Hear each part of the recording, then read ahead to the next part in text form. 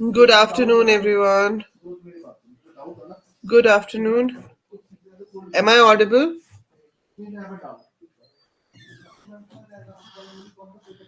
Revision हो गई आपकी सारी?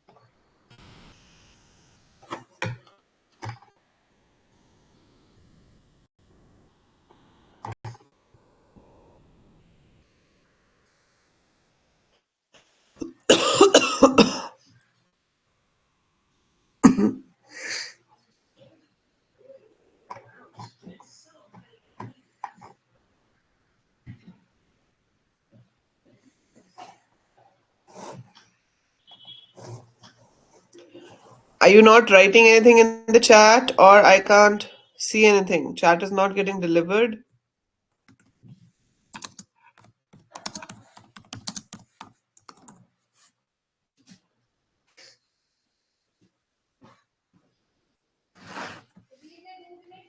Am I audible?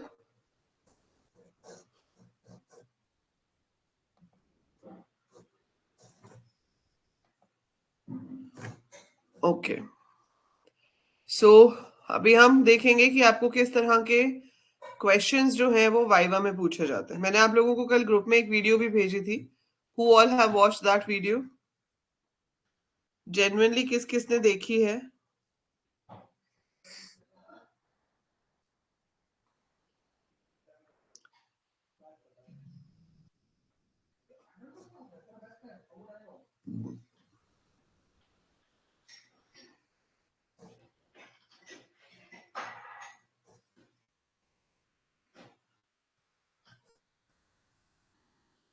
Shall I ask you questions?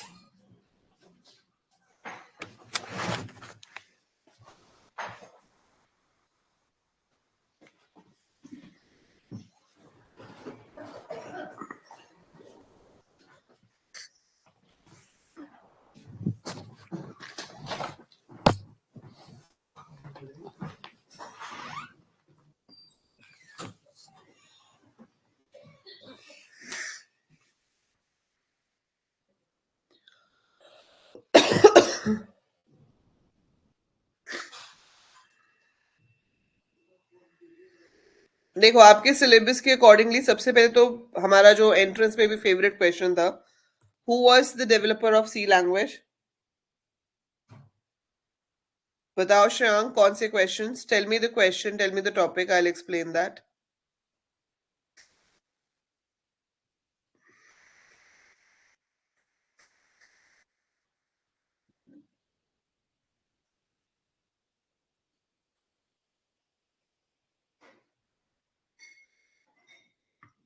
अगर कोई प्रोग्राम भी है ऐसा जो आपके कॉलेज में बोला है कि आपको प्रैक्टिकल में देंगे और आपको उसमें कोई डाउट है, you can ask that as well. I will explain you how to code for it. ठीक है, तो ये आपका सी का सिलेबस है.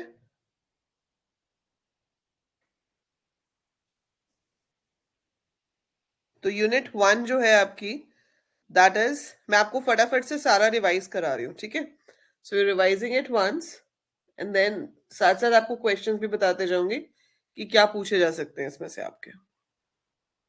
सो यूनिट 1 जो है आपके पास, उसमें है C basics. As we know, C was developed by Dennis Ritchie at AT and T's Bell Labs. ठीक है, इससे पहले एक लैंग्वेज बनी थी ए, उसमें चेंजेस हुए, फिर बनी बी, बी के बाद चेंजेस हुए और फाइनली हमें हमारी सी लैंग्वेज मिली. ठीक है, and it is a general purpose programming language. मतलब इसमें हर तरह के प्रोग्राम्स बन सकते हैं, कमर्शियल भी एज वेल एज जिसमें बहुत ज्यादा कैलकुलेशंस चाहिए, न्यूमेरिकल स्टैटिस्टिकल मेथड वाले, वो भी हम इसमें बना सकते थे. That's why it became so popular at that time. C के बेसिक्स में क्या आ जाता है, कोई भी लैंग्वेज जब आप सीखते हो, so you have to learn the character set, like what all characters you can use on it. So C language में हम कैरेक्टर्स यूज कर सकते हैं, सारे के सारे alphabets, digits, special symbols. Usually आपका सी का प्रोग्राम जो है वो स्मॉल लेटर्स में लिखा जाता है ना? We write a program in small letters but at certain places we use capital letters as well. ठीक है, हर स्पेशल सिंबल का अपना एक पर्पस होता है और वो सिंबल उसी पर्पस के लिए यूज होता है. Then we have a word called token.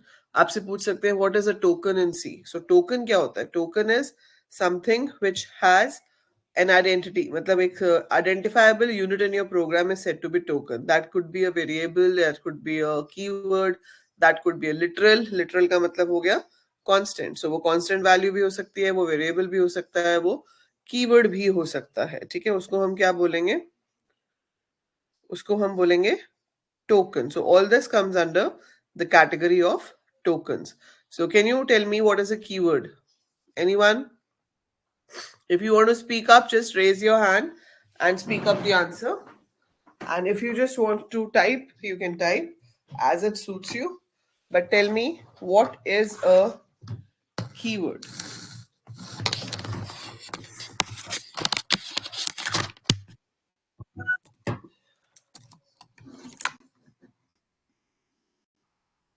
किसने हैंड रेस किया था बेटा?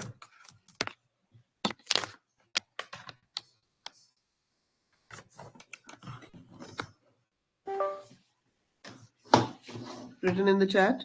चैट में लिख रहे हो तो हैंड रेस करने की जरूरत नहीं है, बोलना है तो भी हैंड रेस करना.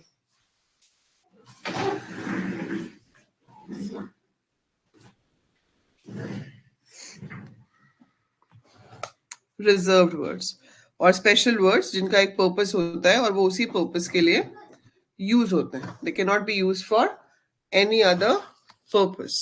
So keywords are the reserved words or special words which are used for a specific purpose in the program. How many keywords we have in C language? How many keywords are there in C language? There are 32 keywords. ठीक है, 32. एक ने 33 लिखा, एक ने 31 लिखा. नेहा तरन absolutely correct. So there are 32 keywords, right? Then you have the term identifier. Identifier means the name which is used to identify something, right? तो identifier क्या होता है? जो किसी चीज को identify कर सकता है. और identifier can be a name given to a variable, a name given to a function, again name given to a structure. आप किसी भी चीज को जो आप खुद से बना रहे हो, आप उसको एक नाम दे रहे हो, तो वो जो नाम आप देते हो, that is said to be identifier. Usually हम variables के साथ ही relate करते हैं, but identifier हम किसी भी चीज को अगर नाम देते हैं तो वो नाम identifier होता है. So you can say identifier is a name given to a variable or a user defined function or data type. ठीक है। सो आइडेंटिफायर के कुछ रूल्स होते हैं, वो रूल्स आपको याद होने चाहिए। आपसे पूछ सकते हैं रूल्स डायरेक्टली वाइवा में कि बताओ रूल्स क्या है, या आपसे ऐसे भी पूछ सकते हैं कि एक नाम बता दिया और आप पूछा कि बताओ ये वैलिड वेरिएबल नेम है या नहीं है। ठीक है, तो रूल्स क्या होते हैं? Only alphabets, digits and underscore. इसके अलावा कोई भी सिंबल यूज नहीं हो सकता। फर्स्ट कैरेक्टर जो है वो अंडरस्कोर या अल्फाबेट हो सकता है। Underscore and alphabet is allowed as first character, digit नहीं हो सकता। ठीक है, so digit can not be there at the first character, spaces नहीं हो सकते। ठीक है, कीवर्ड्स को आप यूज नहीं कर सकते as variable names, so keywords can not be used as variable names and variable names are case sensitive. अगर आपने इंट कैपिटल ए में डिक्लेयर किया है तो आपको नीचे स्मॉल में यूज नहीं करना, कैपिटल में ही यूज करना पड़ेगा। तो ये रूल्स आपको अच्छे से याद रखने हैं। ठीक है, चलो ये हो गया। लिटरल क्या होता है? Constant value. सो लिटरल और constant means the same thing which remains same during the execution of the program. For example, if you have a formula like this, dollar नहीं होता अंगद सी में, we don't use dollar sign in C language. वो आगे और PHP जैसी languages में आता है, but not here. Only underscore is allowed, not even dollar you can use. So PRT upon 100, so ये PRT की वैल्यू कुछ भी हो सकती है।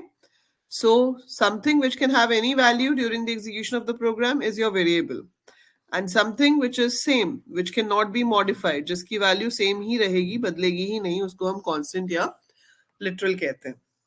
अब चाहे आपके पास वेरिएबल हो या कांस्टेंट हो, वो अलग अलग टाइप के हो सकते हैं, जिसे डेटा टाइप कहा जाता है। ठीक है, so data types as I told you 3 तरह के होते हैं। We have primitive data types, जिन्हें बेसिक डेटा टाइप कहा जाता है।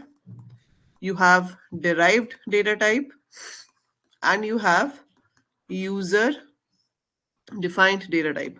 प्रिमिटिव के अंदर आपके पास इंटीजर्स हैं, ठीक है, फ्लोट है, ये न्यूमेरिक वैल्यूज के लिए हो गए। उसके अलावा कैरेक्टर के लिए कैर होता है। बस यही बेसिक डेटा टाइप्स होते हैं आपके पास। डिराइव के अंदर आपके पास एरेज हैं, 2D एरे जिसे मैट्रिक्स कहते हैं, वो आप कह सकते हो। स्ट्रिंग हो गई, पॉइंटर्स हो गए। आ सकता है तबिश। यूजर डिफाइंड के अंदर हमारे पास स्ट्रक्चर्स हो गया, यूनियन हो गया एंड एन्यूमरेटेड डेटा टाइप हो गया। अभी हम पहले प्रिमिटिव की बात करते हैं। सो इंटीजर, फ्लोट, कैरेक्टर। सो अगर आप इंटीजर, फ्लोट, कैरेक्टर ले रहे हो तो इंटीजर्स को स्टोर करने के लिए भी आपके पास अलग अलग कीवर्ड्स हैं। आप इंट ले सकते हो, आप अनसाइंड इंट ले सकते हो एंड आप लॉन्ग इंट ले सकते हो। फ्लोटिंग पॉइंट नंबर्स को स्टोर करने के लिए फ्लोट ले सकते हो, डबल ले सकते हो, और कैरेक्टर को स्टोर करने के लिए कैर होता है। You have to remember their memory requirement. अगर मैं टर्बो सी के हिसाब से बात करूं तो टर्बो के हिसाब से इंटीजर को चाहिए 2 बाइट्स, अनसाइन इंटीजर को भी सेम ही चाहिए होती हैं, लॉन्ग को उससे डबल चाहिए। पर आजकल के कंपाइलर्स इंटीजर के लिए 4 बाइट्स लेते हैं, अनसाइन के लिए 4 और लॉन्ग के लिए 8 बाइट्स। डबल जो है आपका वो फ्लोट बाइट 4 बाइट्स का होता है, सॉरी फ्लोट जो है वो 4 बाइट्स का होता है, डबल 8 बाइट्स का होता है। And one character takes 1 byte of memory because characters are stored in the ASCII format. Character specifiers, जब आप प्रिंटफ या स्कैनफ करते हो तो आपको वहां पर स्पेशल सिंबल्स देने पड़ते हैं, जिनको हम कैरेक्टर स्पेसिफायर्स कहते हैं। इंट के लिए %d है, अनसाइन के लिए %u है, लॉन्ग इंटीजर के लिए %ld है, फ्लोट के लिए %f और इसके लिए lf, एंड कैरेक्टर के लिए %c। स्ट्रिंग्स जब यूज करोगे तो %s लगाओगे। स्ट्रिंग क्या होता है? What is a string? What is a string?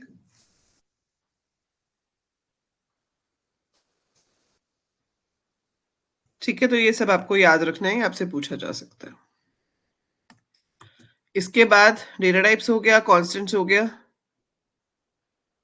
Collection of characters, very good. Symbolic constants, variable declaration, structure of a basic C program. ठीक है, अब आप सी का जब एक बेसिक प्रोग्राम लिखते हो, सी का बेसिक प्रोग्राम हम कैसे लिखते हैं? सबसे पहले क्या लिखते हैं? Hash include stdio.h। सो stdio.h क्या है? Header file. हेडर फाइल जिसके अंदर पहले से कुछ फंक्शंस डिफाइंड है, जैसे कि इसमें डिफाइंड है कि printf scanf कैसे काम करता है। So header files are basically collection of functions जो आप इंक्लूड करने के बाद कॉल कर सकते हो। एंड हैश इंक्लूड क्या है? It is a pre processor directive. So hash include is a pre processor directive. ऐसे ही हैश डिफाइन होता है कॉन्स्टेंट्स बनाने के लिए, जैसे आपने लिख दिया हैश डिफाइन मैक्स 10, तो अब जहां जहां पे मैं प्रोग्राम में मैक्स लिखूंगी उसकी जगह पर 10 हो जाएगा। सो ये भी क्या है? Pre processor directive. Hash include, hash define, space नहीं होता बीच में, इकट्ठा होता है। ये प्री प्रोसेसर डायरेक्टिव का मतलब है कि प्रोग्राम के कंपाइलेशन से पहले ये चीज एग्जीक्यूट होती है। That depends on your college Harshit, ऐसा कोई फिक्स रूल नहीं होता, पर यूजुअली आपको ऐसे होता है कि 2 या 3 प्रोग्राम्स बनाने के लिए देते हैं। बाकी depends upon your college lecturer. So hash define max 10, जहां जहां पर भी मैक्स लिखा जाएगा वो 10 से इसको रिप्लेस कर देगा before your program is compiled. So this all is done before the compilation of your program. ये प्री प्रोसेसर डायरेक्टिव्स होते हैं। अगर आप void main लोगे, that means main is not returning anything, तो आपको यहाँ पर रिटर्न 0 लिखने की जरूरत नहीं है। बट अगर आप इंट मेन लेते हो, so you should write return 0, because ये जो हम रिटर्न करते हैं this goes to the operating system. आपसे ये पूछा जा सकता है वाइवा में कि आप रिटर्न 0 क्यों लिख रहे हो।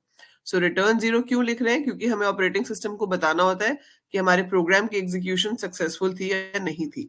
अगर मैं एग्जिट भी कॉल करती हूँ तो मैं बीच में 0 पास करती हूँ, उसका क्या मतलब है? अगेन टेलिंग ऑपरेटिंग सिस्टम कि I am exiting without error. So I have finished my program of my own in a very simple manner, there was no problem in that. So it's to specify that, ठीक है। और यहाँ पर आपकी सारी statements आती हैं। इसके अंदर पहले डेटा डिक्लेरेशन स्टेटमेंट आ जाती है जहां पर वेरिएबल्स डिक्लेयर होते हैं, and then you can write the expressions whatever you have to write. all the variables जो आप यूज करोगे वो पहले डिक्लेयर्ड होने चाहिए।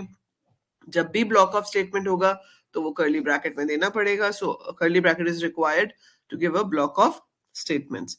इसके बाद आपको अपना ऑपरेटर्स एंड ऑल रिवाइज करना है, ठीक है। मैं आपको कोई डाउट है तो आप बता सकते हो, not going to tell that in detail over here. Operators क्या होते हैं आपके पास? Yes, can you tell me how many type of operators we have? How many type of operators we have? What are the all different type of operators we have? 3, very good. So we broadly categorize into unary, binary and ternary. In unary you have negation sign which makes positive as negative, negative as positive. I have increment that will increase the variable's value by 1. I have decrement which will decrease the value of variable by 1. Binary में आपके पास आ जाते हैं arithmetic operator, plus minus multiply divide. Then you have percentage sign to find the remainder. We have relational operator जिसमें less than greater than आ जाते हैं, जिनका रिजल्ट हमेशा ट्रू या फॉल्स आता है। उनको कंबाइन करने के लिए कंडीशंस को यू हैव लॉजिकल ऑपरेटर्स जिसमें नॉट एंड और आ जाता है। देन आपको वैल्यू स्टोर करने के लिए असाइनमेंट ऑपरेटर चाहिए। Assignment operator is which assigns the value on the right hand side to the left hand side variable. So that is assignment. And the fifth category of binary operators is bitwise operators जो कि binary value पे काम करते हैं rather than working on the actual value. Right? Ternary में आपके पास एक ही operator है जिसे हम conditional operator कहते हैं, which is used to check condition. So हम ऐसे लिखते हैं like a greater than b question mark, अगर बड़ा है तो a, otherwise b should be the answer, something like that. That's your conditional operator. So these are the different operators we have. आपको ये सारे operators पता होने चाहिए, इनकी precedence पता होनी चाहिए। ये आपको practical में ऐसे पूछ सकते हैं कि बताओ a plus plus और plus plus a में क्या difference होता है? Yes, बताइए, what is the difference between pre-increment and post-increment? What is the difference between? You want to watch the Lucas? What is the difference Press between the Lucas button to press the difference between pre-increment and post-increment operator? कौन बताएगा? अगर आप ये बताना चाहते हो बोल के तो हैंड रेज करना, नहीं तो लिख सकते हो। किस वाले में? पहले इस्तेमाल करो फिर विश्वास करो, विच वन? प्री में पहले ऐड करते हैं फिर यूज करते हैं, और पोस्ट में पहले यूज करते हैं और फिर इंक्रीज करते हैं। ठीक है, तो अगर आपके पास है इंड ए बी सी, ए में है 10, बी में है 15, अगर आपने लिखा है c is equal to a plus plus multiplied by 15 मतलब b, तो आपके पास a जो है वो 10 यूज होगा, 10 इंटू बी विल बी 15, तो c की वैल्यू होगी 150, a बाद में इंक्रीज होकर 11 हो जाएगा, लेकिन c की वैल्यू 150 आएगी। अगर आपके पास ये plus plus a into b होता तो 11 इंटू 15 जितना भी होता वो 165 whatever it is, so it will be that a is 11, b is 15। ठीक है, ये क्लियर है सबको? सो ऑपरेटर्स हो गया। ऑपरेटर्स के बाद आपके पास आ जाती है फ्लो कंट्रोल। फ्लो कंट्रोल क्या होता है? Flow control means how your code is executed. So we have sequence, we have selection, and we have iteration. So sequence, selection, and iteration. Sequence का मतलब है एक statement execute हुई, अगली हुई, अगली हुई, अगली हुई. So this is sequence. When one after the other, each statement is executed. Selection is जहां पर आपके पास conditions आ जाती हैं कि अगर ये condition true है तो ये execute हो, otherwise ये execute हो. So we have a condition जिसके true या false होने पर हम decide करते हैं what is to be executed. Can you tell me which statements are used for selection?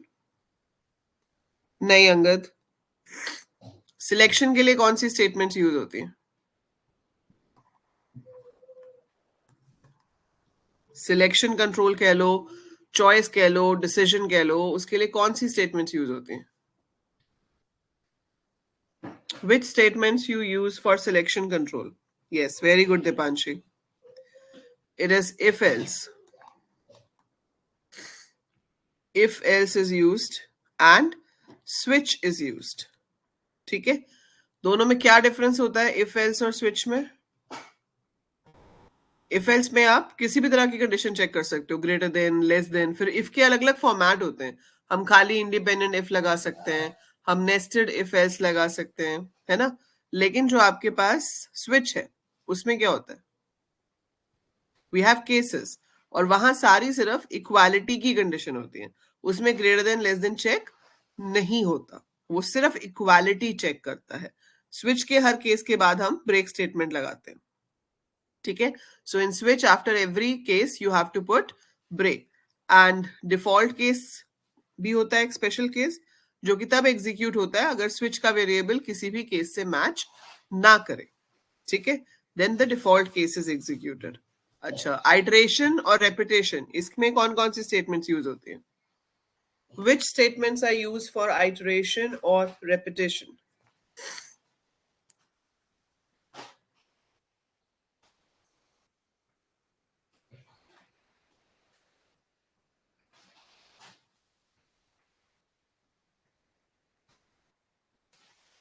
कौन से लूप्स होते हैं? Loop statements is correct. Which all loops are available in C language? Which all loops are available in C language?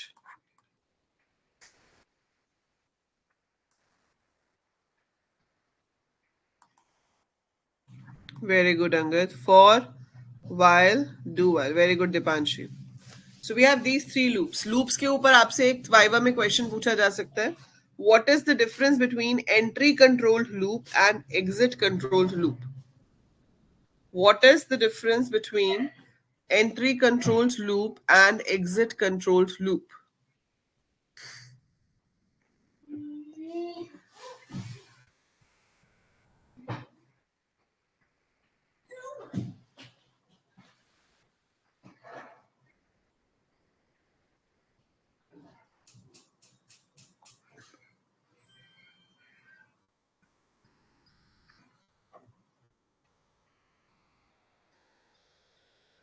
While and for is entry, ठीक है.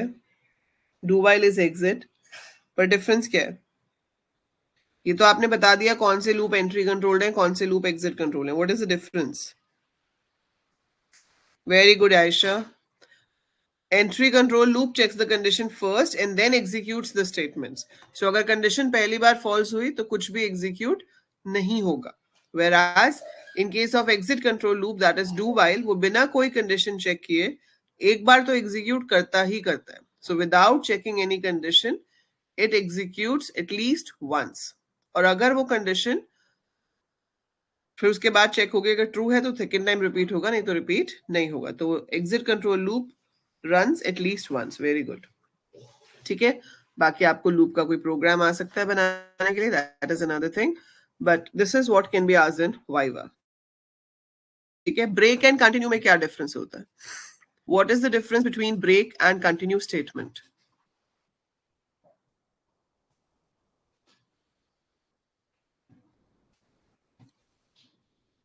ठीक है, ये सब आपका यूनिट 1 में आ जाता है. फिर यूनिट 2 में आपका आ जाता है functions, declaration, definition and all. अब देखो यहाँ ब्रेक के साथ labelled break and label continue statement भी लिखा है.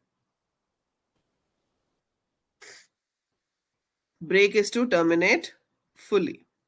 सो अगर आप एक लूप लगा रहे हो, फॉर लूप हम यूज करते हैं when we have to repeat for a given number of times. जैसे कि आपने लूप लगाया i is equal to 1, i less than equal to 10, i plus plus. ठीक है, अंगद मैं थोड़ा ब्रीफ दे रही हूँ, अदरवाइज आप पूरी वीडियो एक बार डिटेल में देखना, कोई डाउट होगा so you can ask in WhatsApp. ठीक है, i is equal to 1, i less than equal to 10, i plus plus है. ऊपर ऑब्वियसली हम i डिक्लेयर कर चुके हैं. अगर हम यहाँ पर लिखते हैं i mod 3 इक्वल टू 0 तो क्या हो जाए? ब्रेक. ठीक है, ये एक ही स्टेटमेंट है इसके साथ, और मैंने यहाँ पर इसको प्रिंट करवा दिया i को. तो क्या होगा?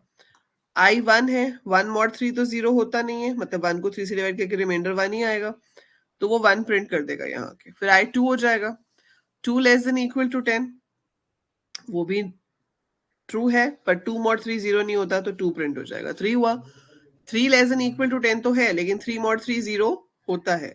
3 mod 3 0 होता है तो क्या होगा? ब्रेक हो जाएगा. ब्रेक मतलब लूप से बाहर, दैट इज इट. ये ही आपका आउटपुट है. So this is your output. So break means the moment the break statement is executed the loop terminates. ठीक है, तो जैसे ही ब्रेक स्टेटमेंट एग्जीक्यूट होगी आपका लूप वहीं पर टर्मिनेट हो जाएगा. ठीक है, अगर इस ब्रेक की जगह पर यहाँ पे कंटिन्यू हो जाएगा. ठीक है, i 1 है, 2 है, जब 3 होगा तो 3 mod 3 क्या होगा? 0. कंटिन्यू, कंटिन्यू से लूप रुकेगा नहीं, वो ऊपर आ जाएगा अगली आइट्रेशन के लिए. सो कंटिन्यू से the loop comes over here for the next iteration. अब i 4 हो जाएगा. 4 3 से डिवाइड नहीं होता तो प्रिंट होगा. 5 होगा, 6 नहीं होगा, 9 नहीं होगा, 10 होगा. फिर 11 पे ये लूप ही फॉल्स हो जाएगा, बाहर आ जाएंगे. So continue does not terminate the current, does not terminate the whole loop. It only terminates the current iteration. हर्षित 6 और 9 प्रिंट नहीं होंगे ना बेटा? 6 और 9 भी आपके प्रिंट नहीं होंगे, 10 प्रिंट होगा. सो कंटिन्यू जब भी एग्जीक्यूट होगा, क्योंकि 6 भी 3 से डिवाइड होता है, 9 भी 3 से डिवाइड होता है, और 3 भी 3 से डिवाइड होता है. So this is the output when break is there and this is the output when continue is there. So break से आपका लूप टर्मिनेट हो जाएगा, लूप चलेगा ही नहीं. कंटिन्यू से लूप अपनी पूरी आइट्रेशंस कंप्लीट करता है, सिर्फ करंट आइट्रेशन को स्किप कर देता है. तो जब आपको एक नंबर मिलेगा जो 3 से डिवाइड होकर 0 देता है, कंटिन्यू से वो यहीं से ऊपर चला जाएगा, नीचे प्रिंट वाली लाइन पर नहीं जा रहा है. सो बहुत रेयर हम कंटिन्यू यूज करते हैं, but break is used a lot number of time, because ऐसी जरूरत बहुत पड़ती है कि लूप को बीच में रोक दिया जाए, पर कंटिन्यू की जरूरत भी बहुत कम पड़ती है. लेबल्ड ब्रेक और लेबल्ड कंटिन्यू की जरूरत कब पड़ती है? जब आपके पास नेस्टेड लूप होता है. ठीक है, हम क्या कर सकते हैं, हम अपने लूप्स को लेबल्स दे सकते हैं. जैसे मैंने लिखा ABC कोलन, और फिर मैंने लिख दिया for i is equal to 1, i less than equal to 10, i plus plus. फिर ब्रैकेट शुरू की, यहाँ पर मैंने दे दिया PQR colon for j is equal to 1, j less than equal to 5, j plus plus. अब इसके अंदर कुछ कंडीशन है.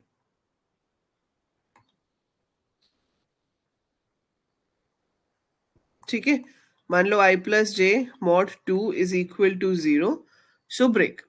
अब बाय डिफॉल्ट क्या होता है कि जब आपका ब्रेक होता है ना, तो वो हमेशा अंदर वाले लूप से होता है, ठीक है।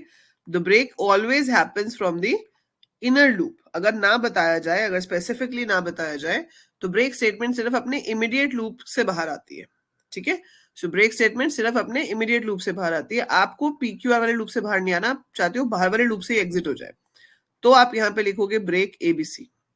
सो ब्रेक एबीसी मतलब ये वाले लूप से ही एग्जिट करके सीधे बाहर आ जाए। तो जब आपको ऐसा चाहिए हो कि आप इनर लूप मतलब इमीडिएट लूप से ब्रेक या कंटिन्यू नहीं कर रहे हो, आप बाहर वाले लूप से ब्रेक या कंटिन्यू करना चाहते हो, और उसका हमने कोई नाम दिया हुआ है, तो वो नेम हम यहाँ पर यूज करेंगे, तो उसे हम लेबल कहते हैं। सो उसके लिए आपका लेबल्ड ब्रेक या फिर लेबल्ड कंटिन्यू यूज होता है। और ये जो हम आगे नाम लिख रहे हैं ऐसे और उसके आगे कोलन लगा रहे हैं, इनको कहते हैं लेबल्स। यही लेबल्स आपके गो टू स्टेटमेंट के साथ भी यूज होते हैं। Go two is your unconditional branch statement, कि आप अपने प्रोग्राम में कहीं से भी कहीं पे भी ब्रांच मतलब जंप कर सकते हो, ठीक है। इट्स नॉट रिकमेंडेड क्योंकि इससे एरर के चांसेस ज्यादा बढ़ जाते हैं। सो अनकंडीशनल ब्रांच स्टेटमेंट का मतलब क्या होता है कि गो टू लिखो, आगे लेबल का नाम लिखो। जैसे आपने गो टू एबीसी लिख दिया, तो वो उस लाइन पे चला जाएगा जिसका लेबल एबीसी है, बिना कोई कंडीशन को चेक किए, ठीक है। प्रैक्टिकल में क्वेश्चन आ सकते हैं करने को शीट पर। देखो आपको प्रैक्टिकल में क्वेश्चंस आ सकते हैं, जैसे अगर मैं लूप्स की बात करूं, तो आपको आ सकता है to list all prime numbers in a given range. हमने ये सब किए हुए हैं। To list all prime numbers in a given range, to check if a number is Armstrong or not, or even a number is palindrome or not. Palindrome important है, string के लिए भी आ सकता है, number के लिए भी आ सकता है। So check if a number is palindrome or not, मतलब आपका number और उसका reverse same होना चाहिए। This can be asked for string also, ये भी मैंने आपको कराया हुआ है, string is palindrome वाला। To count number of vowels in a string आ सकता है। Highest and lowest value of array आ सकता है।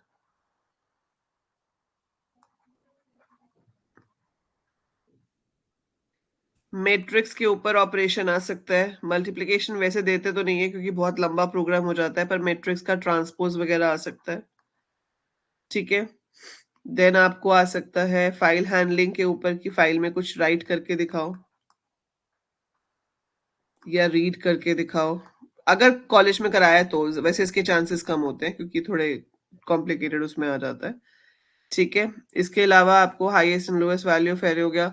सम ऑफ एरे एलिमेंट्स आ सकता है कि सारे के सारे एरे एलिमेंट्स का सम निकालो। रूट्स ऑफ क्वाड्रेटिक इक्वेशन आ सकता है।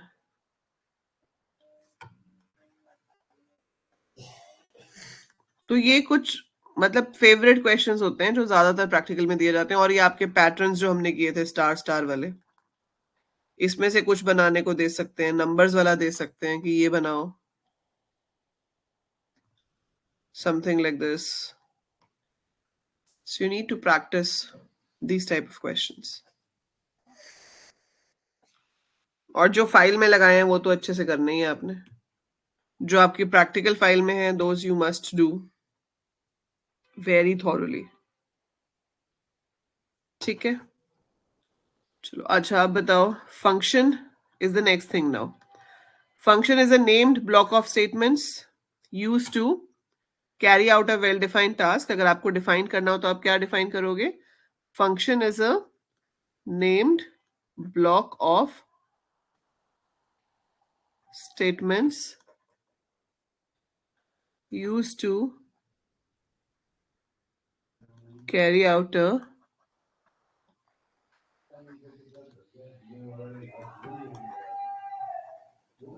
well-defined task and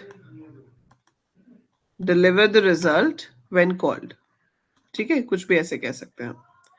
अब इसमें हमारे पास एक चीज होती है फंक्शन प्रोटोटाइप या फिर फंक्शन डेक्लेरेशन। उसमें हम क्या क्या देते हैं?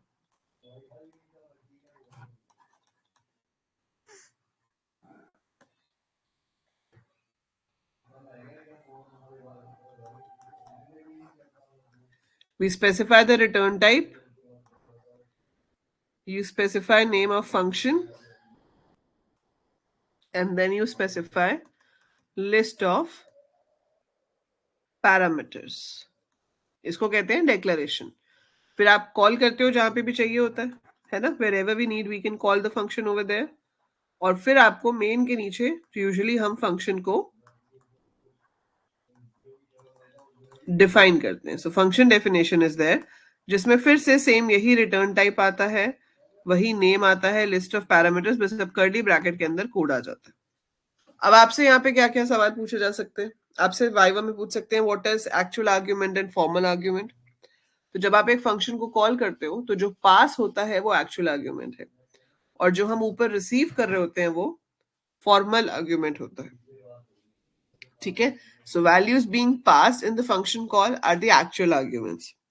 Values which we are taking in the function while making it is the formal argument. ठीक है.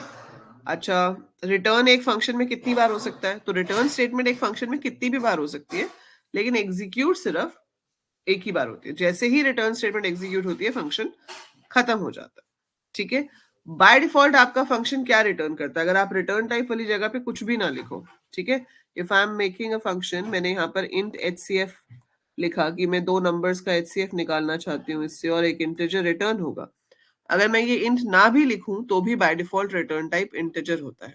You can write void if you don't want to return anything. तो अगर आप कुछ रिटर्न नहीं करना चाहते हो आपको void लिखना पड़ेगा, लेकिन अगर आपने कुछ नहीं लिखा है तो it will be taken as int by default. ठीक है, वो हो गई एक चीज. सो ये तो हो गया. अब इसके बाद आपके पास इंपॉर्टेंट क्वेश्चन वही है, बताइए इसका. Call by value, call by reference अभी हमने थोड़े दिन पहले किया था. जब आपने रिटर्न टाइप दिया हो अंगद, लेकिन आपने रिटर्न स्टेटमेंट के थ्रू कुछ रिटर्न कराया ही ना हो, आपने रिटर्न टाइप इंटीजर दिया है लेकिन आपने कोई वैल्यू रिटर्न नहीं कराई, तो फिर कोई भी गार्बेज वैल्यू आ सकती है उसके अंदर. What is the difference between call by value and call by reference?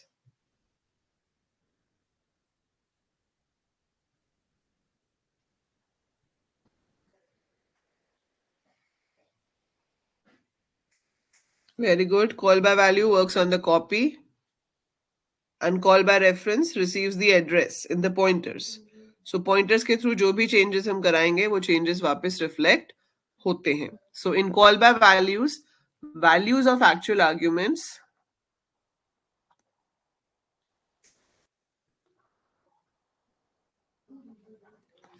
are copied to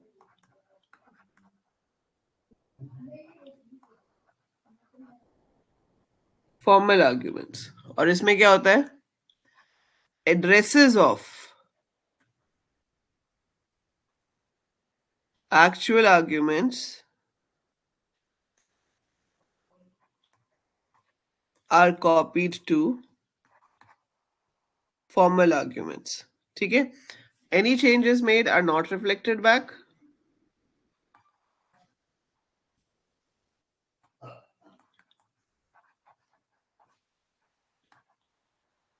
And here changes are reflected back. ठीक है.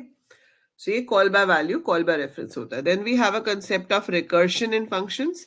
So recursion का मतलब होता है when a function calls itself. So जब एक function खुद को call करे उसको recursion कहते हैं. So a function calls itself, that is called recursion. जैसे मैंने एक function बनाया void process, इसके अंदर लिखा printf hello, I call process from here and I've written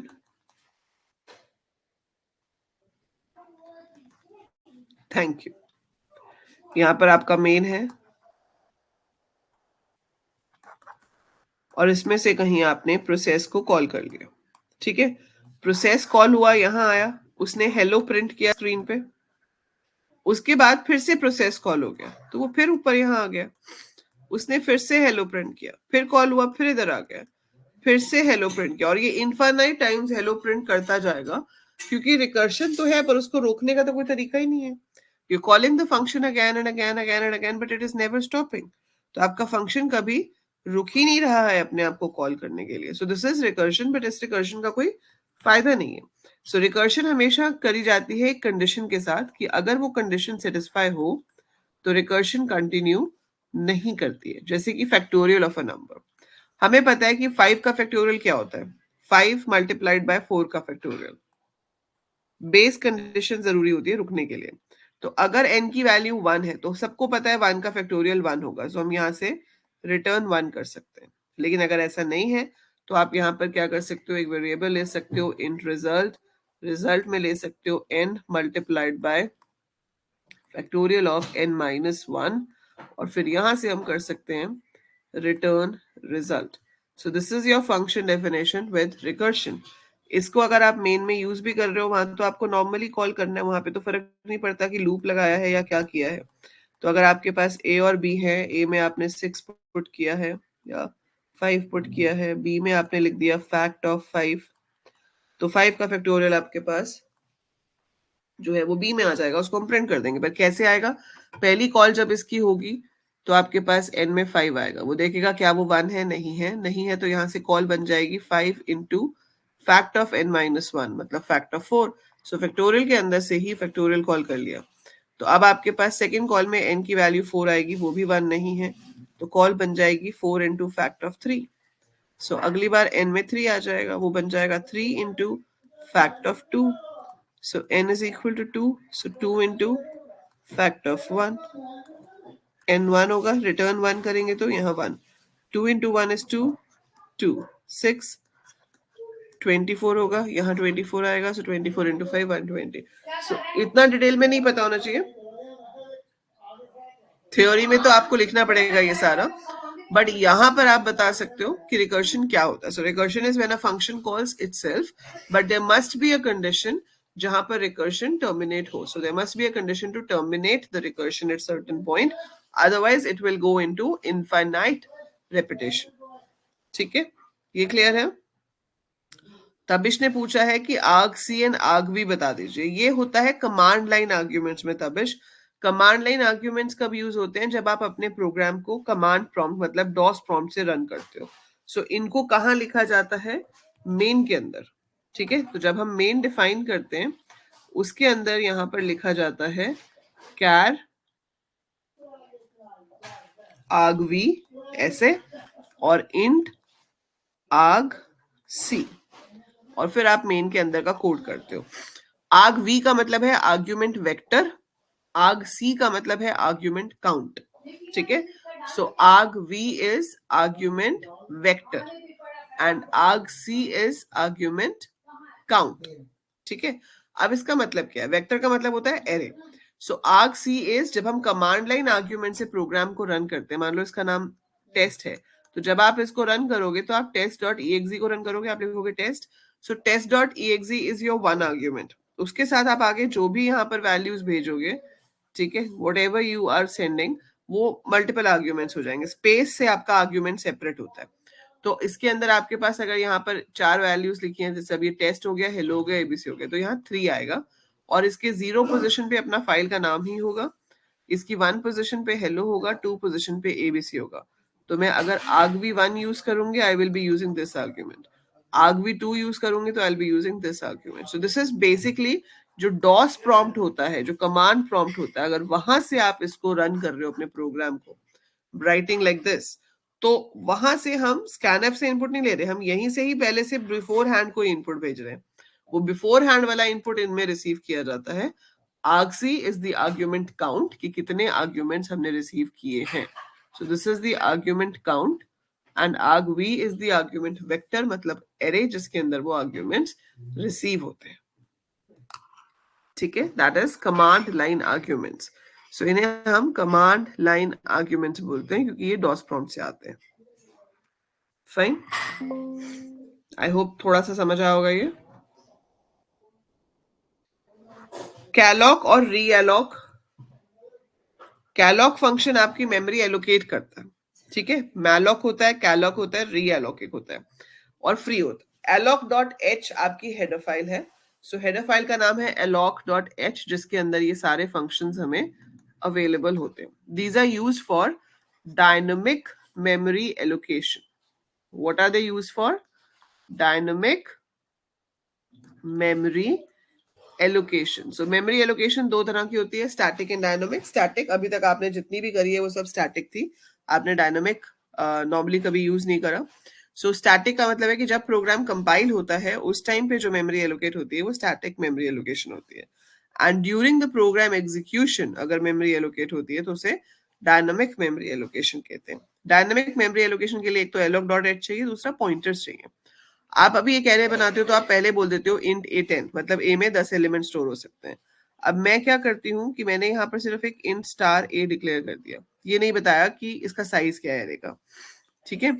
फिर आपने यहाँ पर एक int n लिया हुआ है जिसमें मान लो आप यूजर से वैल्यू इनपुट कर रहे हो कि कितनी है n की वैल्यू, जितनी भी है उतना बड़ा एरे बनाना है. तो हम इसको कैसे लिखते हैं? a is equal to int star malloc size of int multiplied by n. ठीक है. तो इसमें मैंने क्या कहा कि साइज ऑफ इंट को जितनी भी बाइट्स चाहिए, मान लो 4 बाइट्स चाहिए, 2 बाइट्स चाहिए, मल्टीप्लाइड बाय जितने इंटीजर्स चाहिए. अगर आपको 20 चाहिए तो 20 इंटू 4 हो जाएगा और फिर उसके अकॉर्डिंगली मेमोरी एलोकेट होगी और जो भी स्टार्टिंग एड्रेस है वो ए में आ जाएगा. तो ये मेरा एरे बन गया. But this is how you write malloc. Malloc में हम ब्रैकेट में क्या पास करते हैं? Total number of bytes to be allocated.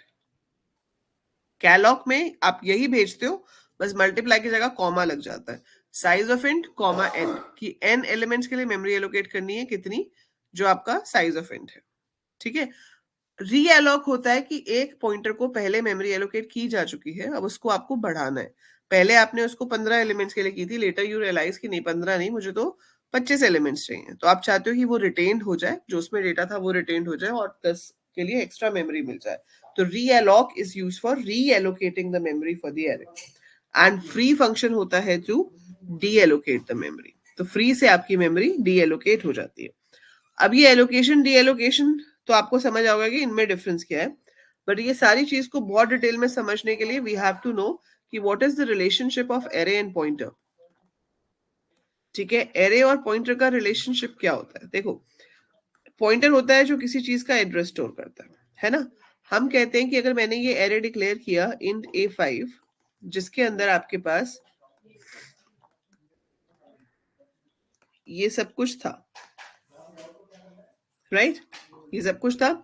अब अगर मैं यहां पर प्रिंट कराती हूँ a0 को, तो क्या प्रिंट करेगा? 10. a1 प्रिंट करोगे तो 18, a3 प्रिंट करोगे तो 13. बट अगर आपने खाली a को प्रिंट कर दिया तो क्या होगा? If you print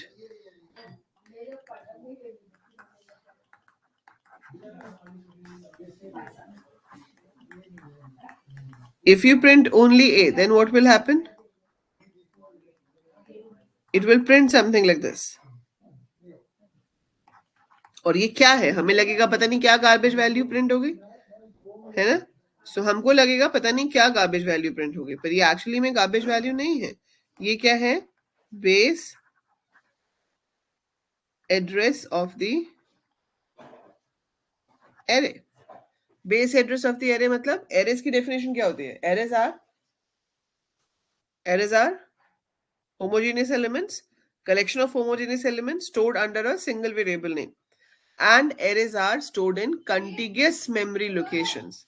So arrays are stored in contiguous memory location. जो आपके arrays हैं वो इधर उधर स्टोर नहीं होते. अगर उसके अंदर 100 एलिमेंट्स हैं तो वो 100 के 100 एलिमेंट्स एक contiguous लोकेशन में स्टोर होंगे. तो अगर मैं यहाँ 5 एलिमेंट ले रही हूँ एरे के और उसका पहले वाले लोकेशन का एड्रेस है 4160, तो अगला वाला 4 बाइट्स अगर एक इंटीजर ले रहा है तो अगला 4164 पे होगा, उससे अगला 4168 पे होगा, 4172 पे होगा, 4176 पे होगा. That's how your array is created. और इसके अंदर यहाँ पर 10 stored है, यहाँ 18, यहाँ 20, यहाँ 13, यहाँ 15.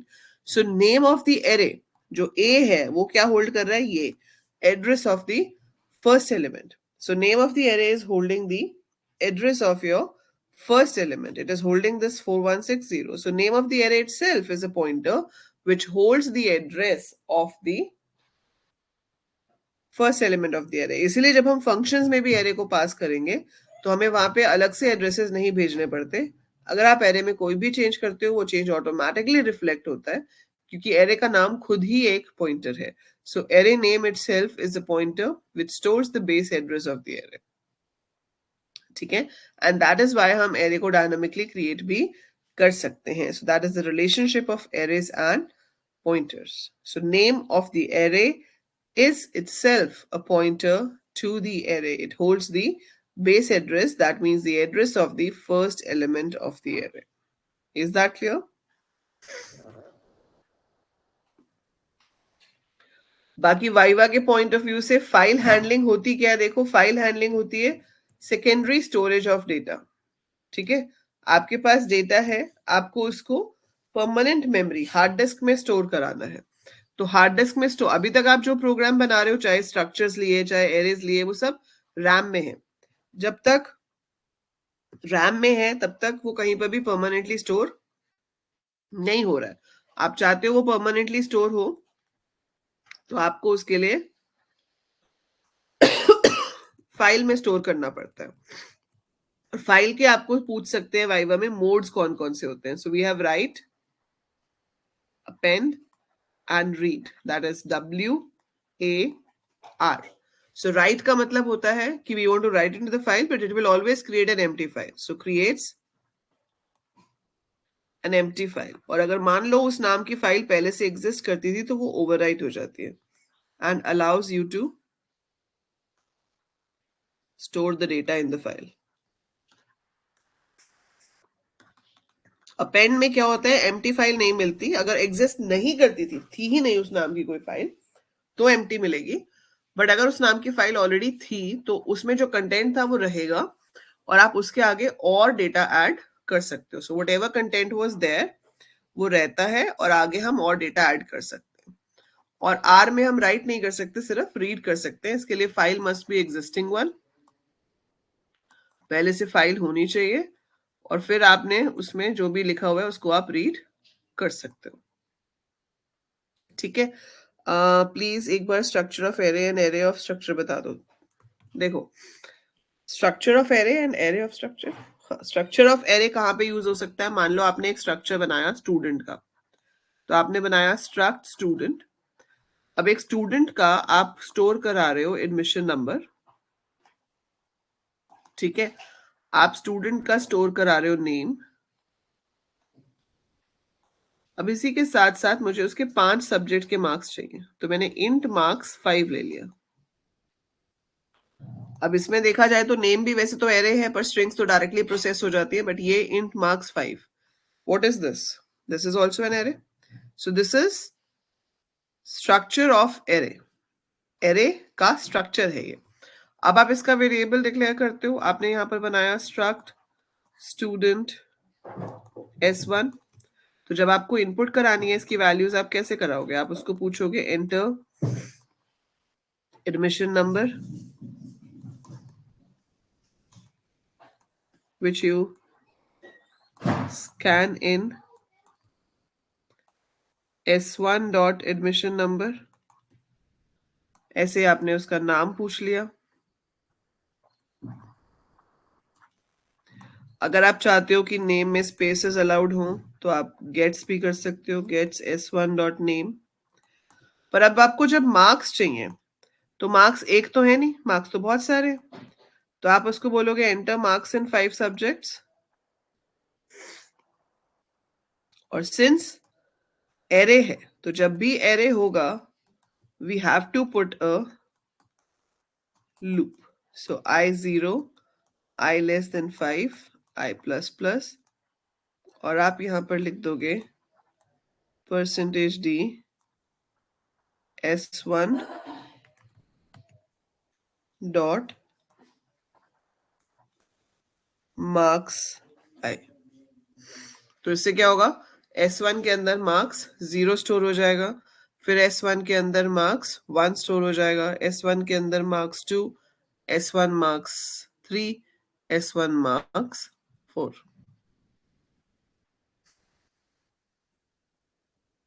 ठीक है, this is what structure of array, structure के अंदर एरे है।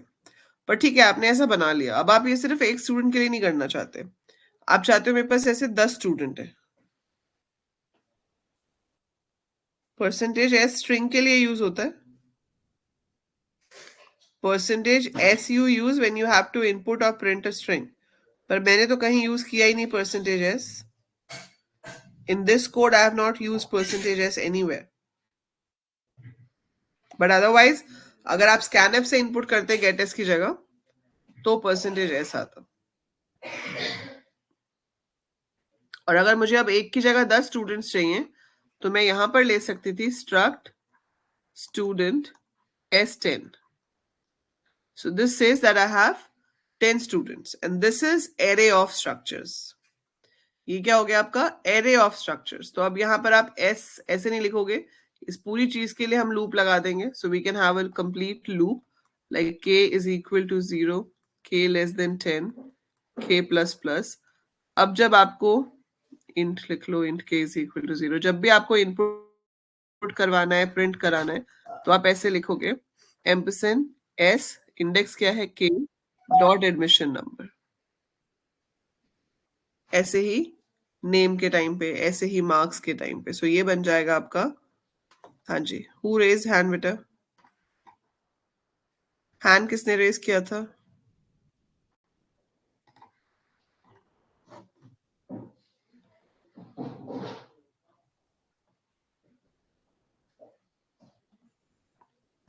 ठीक है, तो आपको सब कुछ ऐसे करना पड़ेगा, गेट्स sk डॉट नेम। अब 5 के मार्क्स चाहिए तो आप फिर यहां पर अगर ऐसा लूप लगा रहे हो, so it should be scanf percentage d sk dot marks I.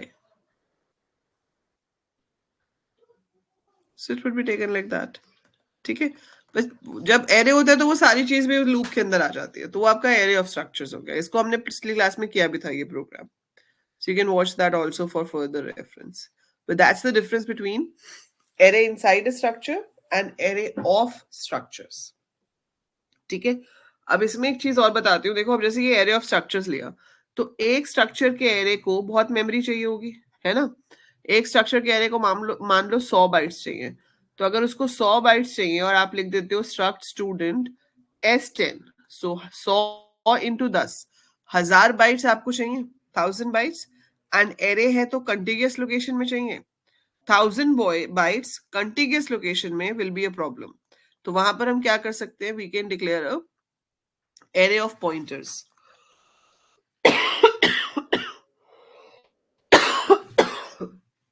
तो अब ये एरे ऑफ स्ट्रक्चर नहीं है, ये एरे ऑफ पॉइंटर्स है। अभी मैं आपको पॉइंटर्स बहुत डिटेल में कराऊंगी once your practicals are done.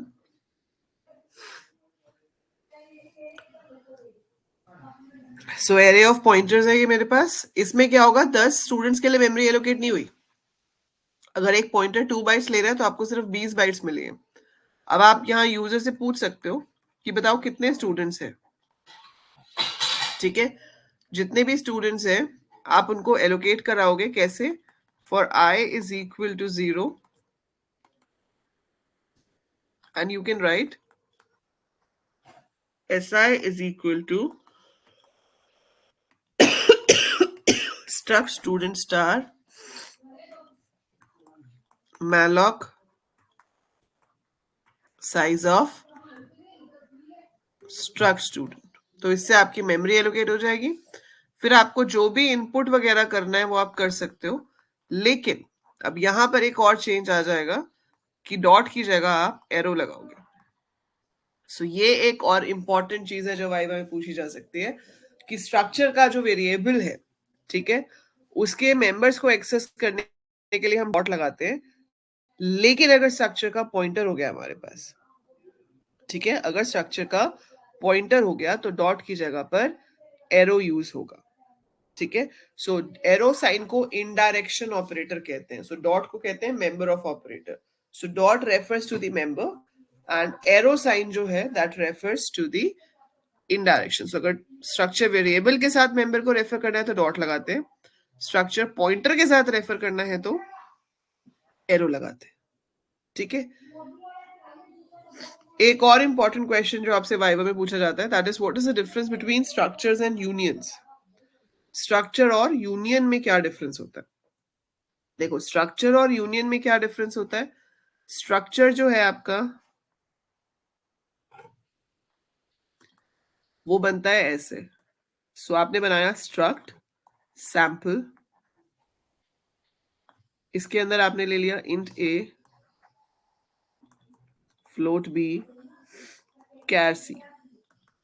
ठीक है. ऐसे ही आप यूनियन बिल्कुल सेम तरीके से ही डिफाइन करते हो. आपने लिखा यूनियन सैंपल और इसके अंदर हमने ले लिया int A,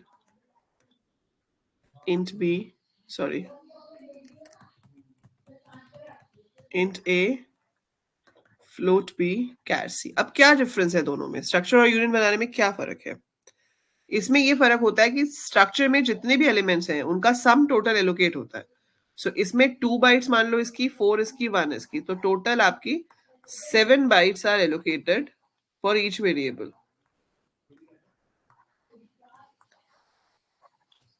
for each structure variable. इसमें सबसे ज्यादा किसको चाहिए? फ्लोट को. सो 4 बाइट्स आर एलोकेटेड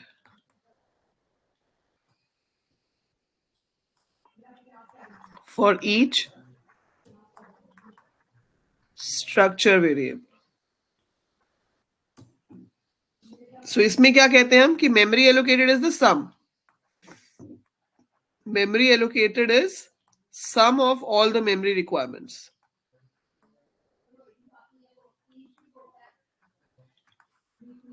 और इसमें क्या होता है?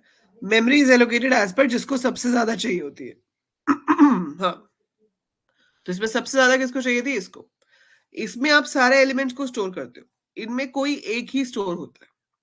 सो यूनियन हम देते ही वहां पर है जहां पर हमें सारे एलिमेंट स्टोर नहीं करने. We have to store any one of those. ठीक है. उनमें से किसी एक को आपको स्टोर करना है तो आप यूनियन यूज करते हो, दूसरा हम स्टोर नहीं करते. इसका एग्जाम्पल हो गया कि मान लो एक कंपनी है, उसमें एम्प्लॉयज है, उनको हम इंसेंटिव दे रहे हैं.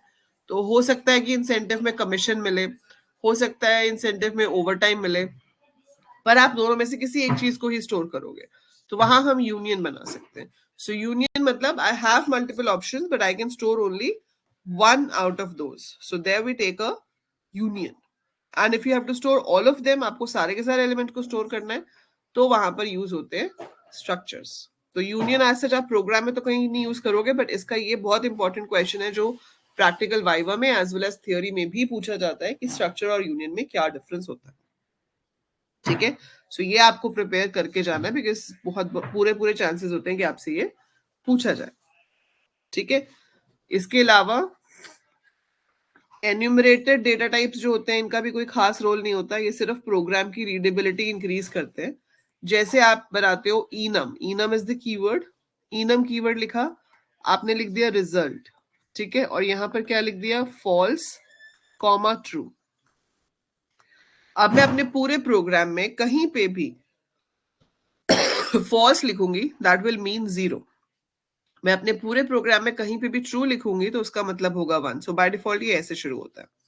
ऐसे मान लो आप कलर कोड्स को नंबर्स देना चाहते हो, तो आपने लिख दिया इनम कलर, यहां पे दे दिया red, green, blue, orange, purple.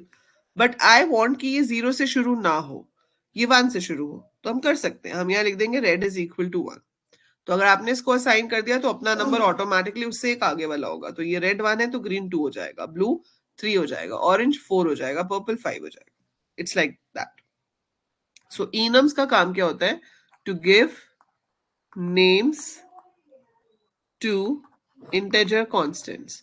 सो इंटेजर कॉन्स्टेंट्स को आप मीनिंगफुल नाम दे सकते हो, and that can be used to improve readability of the programme.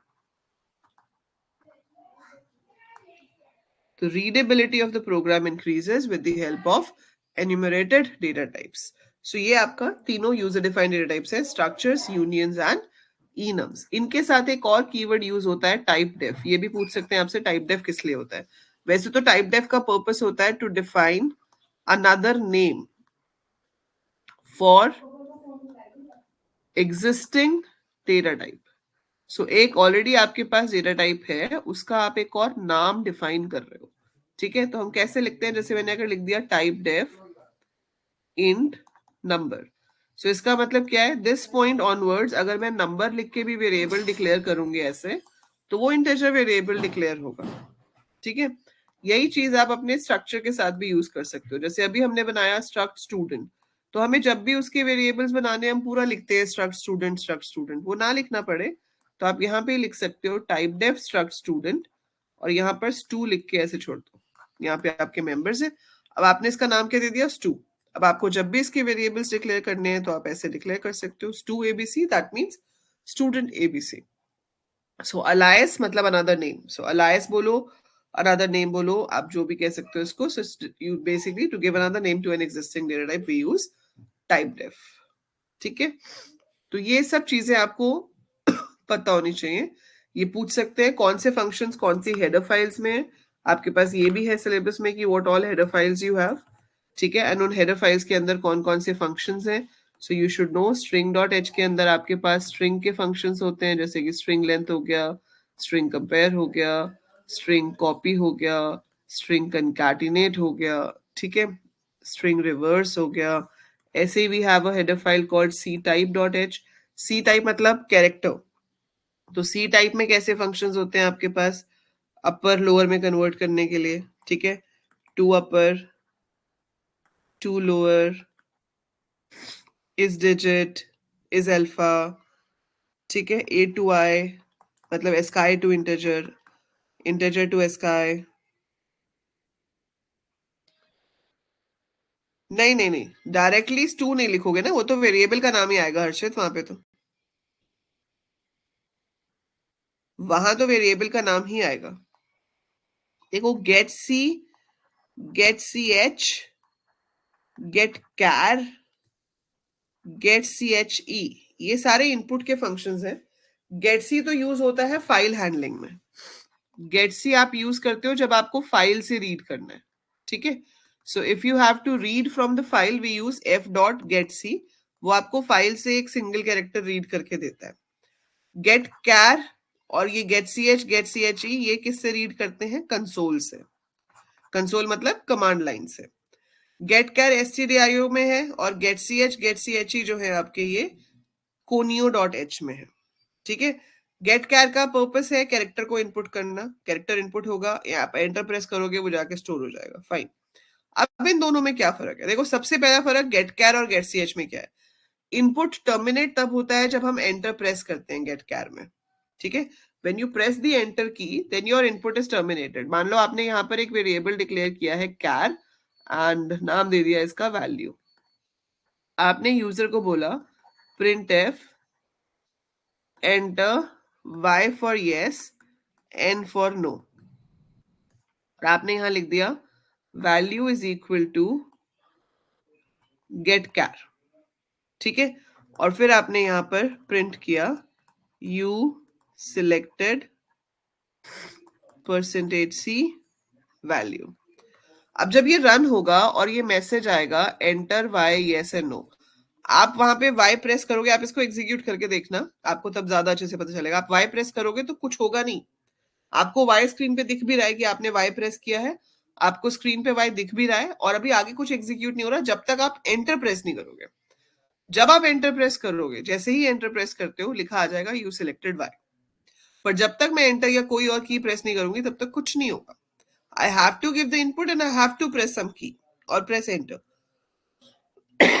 लेकिन get ch में क्या होता है, अगर आप लिखते हैं value is equal to get ch takes the input and terminates it, वो enter की वेट नहीं करता।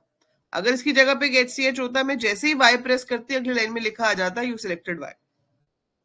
So get ch does not wait for key press to accept the input। जैसे ही आपने इनपुट किया वैसे ही टर्मिनेट हो जाता है, वो उस कैरेक्टर को ले लेता है इनपुट में, जबकि get char waits for the press of enter की।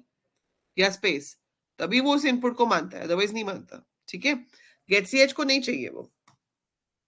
ठीक है, फिर है हमारे पास एक get C H E. Get C H E में क्या होता है? गेट सी एच ई का एको ऑन होता है। गेट सी एच में जब आप प्रेस करते हो कैरेक्टर, तो वो कैरेक्टर दिखता भी नहीं है।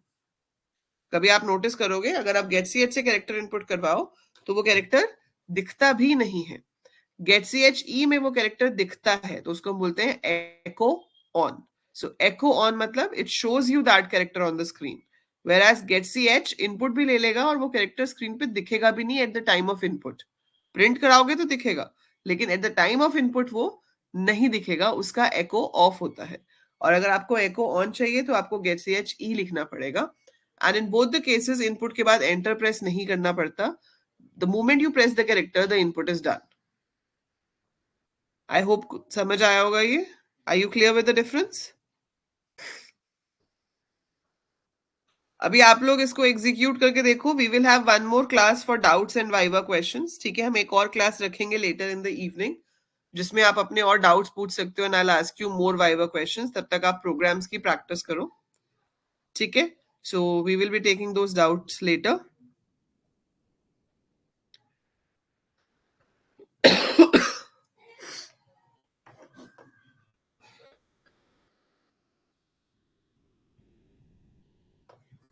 राइट, सो अभी के लिए इतना ही। मिलते हैं शाम को, वील हैव अराउंड 8 o'clock।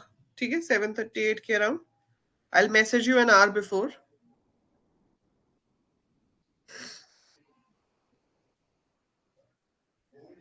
तब तक प्रोग्राम्स बनाने की प्रैक्टिस करो।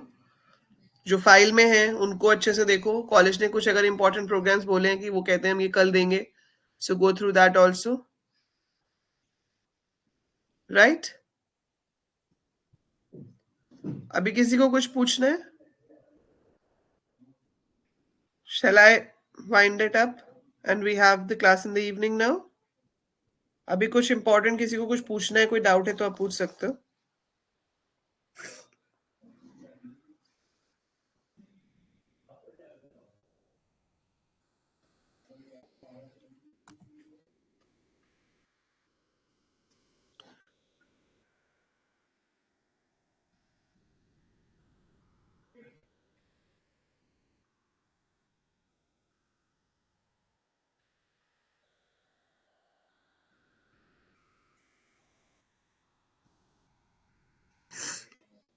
चलो, okay then, see you in the evening. Bye for now.